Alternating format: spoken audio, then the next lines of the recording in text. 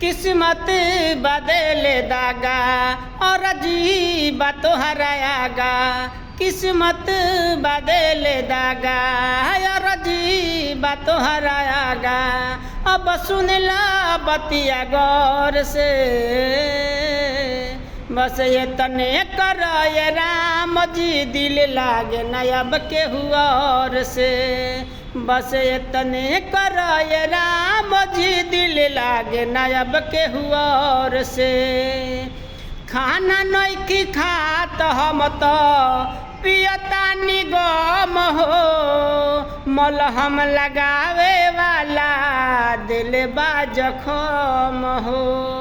खाना नइखी खात हम तो पियतानी गम हो, मलहम लगावे वाला दिल बा जखम हो। गुजरिले दुख के तार से, बस ये तने करिए राम जी दिल लागे न अब केहू और से। बस ये तने करिए राम जी दिल लागे न अब केहू और से।